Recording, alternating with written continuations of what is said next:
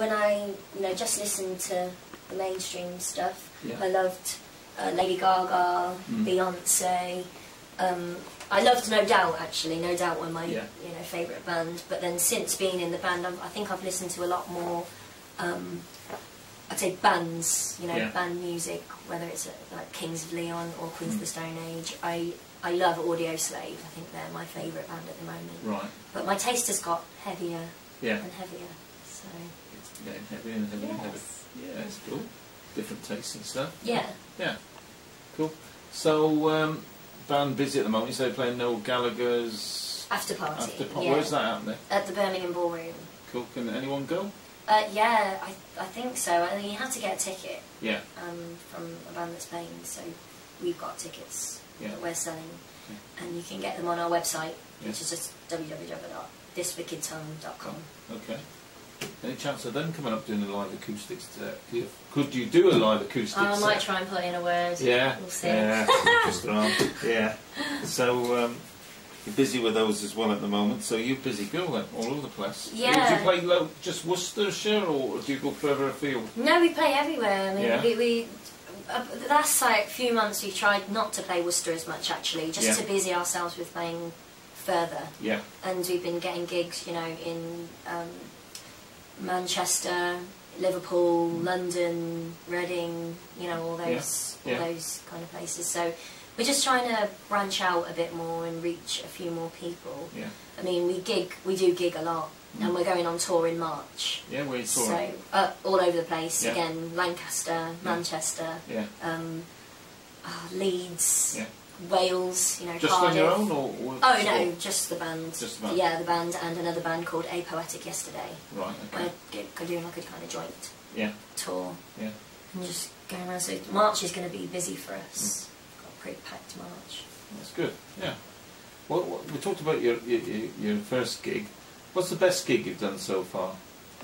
Oh, I would say it was one that we played at the O2 Academy in Birmingham. I think that's the one that stuck out for us. Yeah. We just all were in a good mood. We had all our friends there. It was a good night, and we just played really well as well. It was one of those where we came off and none of us made any mistakes, and it was everyone was just in good spirits, and then we had partied after. So I think that was the one that really sticks out for me. Right.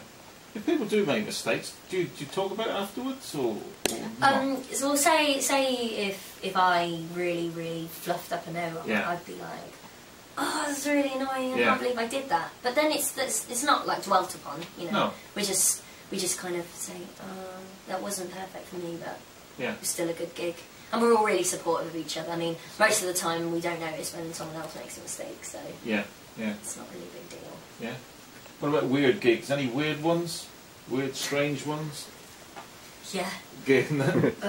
Apart from here? I think that there was a gig where This Wicked Tongue and a band called Man Size went to this pub. I can't even remember what it's called, actually. And probably not a good idea to say it anyway, but... Oh, got that. We went, it was a Halloween gig. Right. And we really made an effort, dressed up, and no one was there. No one. No, actually, no. The weird thing about it was a paid gig, so people had to pay to get in. Yeah. It was something like £4 or something. Yeah. And we had like 7 people come in and pay, so we got like a bit of expenses, but no one actually came into the room that we played. They were playing pool in the back or something. So it doesn't matter. We still had fun. Did you go on all night on that one? Oh no, we just like 2 45-minute sets and came home. I guess it's more like a dress rehearsal. Yeah, exactly. Cool. Well, hopefully more people listening tonight than that. Right then, we're moving on to keyboard now, are we? Cool. Yeah. Yeah. What's your favourite instrument to play? Guitar, actually. Yeah. I started on the piano. I personally think it's because guitar is so much easier. To play, in the sense of you can wake up in the morning and your guitar's there and you can just pick it up and play. You can play in bed, you can play, wherever. Yeah. You can play in the car on the way to a gig. Once you're not driving, Oh yes, of course. I wouldn't do that. But with a piano, it's so much effort. Even a little electric piano like I've got, you've got to plug it in and you've got to take it down if it takes up a lot of space. So. Yeah, it's quite big. It's long. Yeah. It's an awkward size. Yeah. It's not something you can put on your arm, really. No, and you can't carry it very easy. I can carry. I've carried the my acoustic from my house all the way to the brewery tap, which I go to the open mic on a Monday. Yeah. And I've been a bit tired, but I wouldn't dream of doing that with the piano because 13 kilograms is just not doable. No, definitely not. Okay, so if you only started singing about 3 years ago, so how long did it take you to learn the piano then? Have you learnt that in the last 3 years? Well, with the piano, my mum's always had one in the house. Right. So when I was younger, I would kind of play something. Yeah. I could play chopsticks, Yeah, I couldn't even play that. We had a piano in the house, but it got scrapped. There was a mouse inside, wasn't there? Yeah. It got chucked and chopped out. Well, see, I could always play that. Yeah. But that's as far as my kind of piano playing went. I would sit down, I'd play for 2 minutes, and then get off. Yeah. But I think that gave me some kind of feel to playing with two hands, because it's still two-handed. I could play it really fast as well. That was the only thing I learned, but I knew how to play it really good and really fast. Yeah. And then when I actually started to learn songs, I went on YouTube. I didn't have any theory. No. I'd just go on YouTube and watch what notes they pressed. Yeah. And then that's how I started to learn songs. And then I think as you go, you can't help but learn theory. Yeah. You learn that that's a C because everyone says press the C and they press that. So in your head, it is. And that's how I learn. I mean, I would say, I have learned what I know on the piano in about 3 years. Cool. What about guitar? A year.